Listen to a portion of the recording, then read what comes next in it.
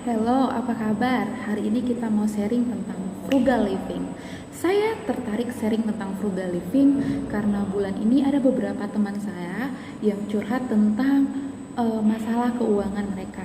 Ada yang hidup bergantung dengan kartu kredit, ada juga yang setelah gajian uangnya habis gitu aja karena mengikuti trendy terbaru, ada fashion terbaru atau gadget terbaru, mereka langsung update dan tidak terasa uangnya habis gitu. Ada juga yang masalahnya mereka stres karena mereka sudah terlanjur utang di masa lalu, belum lagi bayarin utangnya, ada juga bunga-bunga yang harus dilunasi. Nah, saya mau sharing karena sejak pandemik pasti akan banyak masalah gejolak tentang ekonomi, termasuk saya sendiri. Nah, saya mulai serius mempelajari tentang frugal living dan menerapkannya pelan-pelan. Saya sangat merasakan dampak positif dari frugal living dan masih konsisten melakukannya hingga saat ini.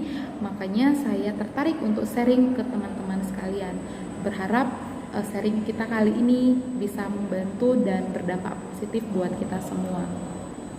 Nah, apa itu frugal living? Frugal living artinya sadar akan pengeluaran dan fokus kepada prioritas yang ada. Ketika memilih hidup frugal living, maka seseorang itu akan memiliki tujuan atau financial goal dan memikirkan bagaimana untuk mencapai tujuan itu.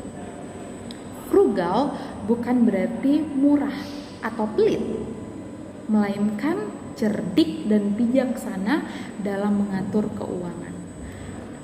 Kali ini aku mau bagikan 10 tips frugal living yang sudah dan masih aku lakukan hingga saat ini.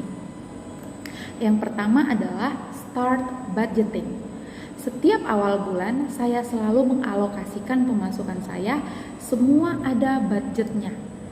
Misalnya kita budgetin biaya akomodasi, transportasi, makan, perpuluhan, untuk ke gereja atau membantu orang-orang yang membutuhkan, hiburan, tabungan, biaya tak terduga, dan lain-lain. Di bagian tabungan, sejujurnya saya progresif. Di 3 bulan pertama saya mencoba hidup menjadi frugal, saya mau mulai alokasikan cuman 10% untuk tabungan. Dan perlahan-lahan saya meningkatkan presentasinya, dan setelah saya evaluasi bulan lalu, saya bisa menabung sebanyak 60% dari penghasilan hingga saat ini. Jadi setiap mengeluarkan uang harus ada tujuannya, tidak boleh asal-asalan. Tips yang kedua yang saya lakukan adalah evaluasi keuangan. Setiap akhir bulan saya selalu mengevaluasi keuangan saya.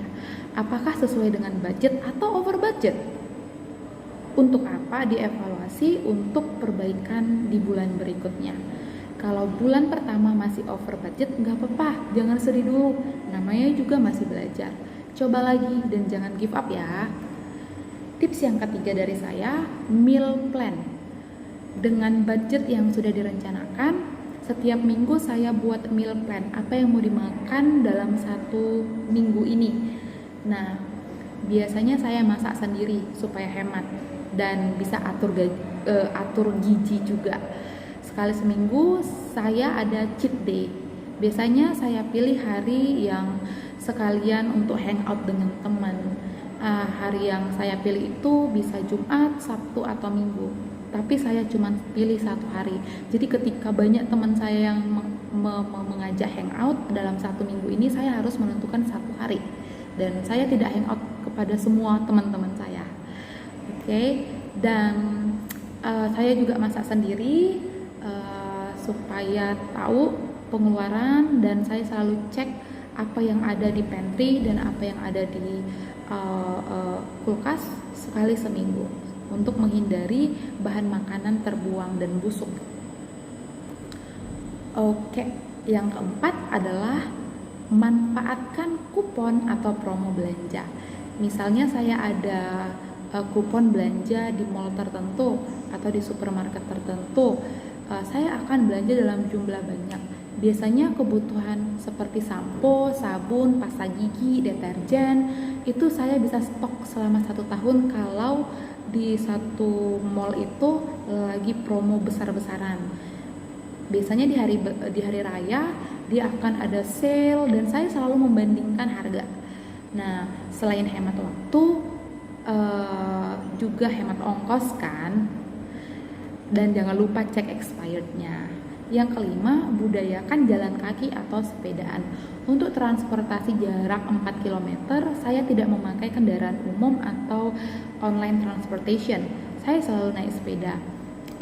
Untuk jarak 500 meter, misalnya jarak rumah ke pasar 500 meter atau ke supermarket tertentu, biasanya saya jalan kaki. Dan saya lakukan itu di malam hari, hitung-hitung olahraga. Tips yang keenam, tabungan. Setiap bulan pasti wajib nabung sesuai dengan budget atau investasi. Bisa itu deposito, beli reksadana, obligasi, saham, atau emas. Sesuai dengan target dan tujuan finansial kamu dan sesuai dengan harga pasar. Kalau emas lagi mahal ya jangan beli emas seperti itu. Yang tips ketujuh adalah hiburan atau frugal traveling. Saya memilih hiburan yang saya sukai dan sesuai dengan hobi dan sesuai dengan budget. Karena saya suka traveling, biasanya 1 kali dalam sebulan saya ikut open trip. Karena open trip itu biayanya lebih murah dan bisa eksplor wisata dan kulineran juga. Nah, karena hobi saya traveling dan kalau kalian tanya perkembangan dunia perfilman, saya tidak update karena saya tidak ke bioskop. Kalaupun saya mau menonton, mungkin saya akan pakai aplikasi lain yang free atau melakukan hal-hal yang tidak saya sukai. Itu biasanya tidak saya lakukan. Misalnya terlalu sering nongkrong di mall, itu tidak, karena itu tidak bagian dari menghibur saya, karena justru membuat saya lebih stres. Oke. Saya juga ada budget family trip dengan orang tua sekali setahun. Nah, biasanya saya akan cari side job selama 3 bulan untuk mengumpulkan budget family trip yang saya butuhkan. Yang kedelapan adalah hindari kartu kredit. Kalau tidak mampu mengontrol diri, lebih baik jangan coba pakai kartu kredit. Jujur, saya tidak punya kartu kredit dan hidup saya damai sejahtera hingga saat ini. Yang ke-9, fitness at home. Saya tidak mengeluarkan uang lagi keluar untuk fitness. Itu lumayan harganya, minimal kayak 500.000 per bulan. Nah, saya tidak melakukan itu lagi karena hobi saya itu sepedaan, dan saya sepedaan ke tempat saya bekerja sekitar 4 km two ways, dan itu menjadi olahraga saya setiap hari dan saya tidak perlu lagi fitness. Atau kalau lagi pengen zumba, itu bisa dilakukan di rumah, tinggal play video aja kan. Yang ke-10 adalah kurangi bill listrik. Token listrik bisa dikurangi dengan cara mematikan lampu yang tidak terpakai sebelum tidur, atau mematikan televisi atau alat-alat elektronik yang tidak dipergunakan lagi sebelum tidur.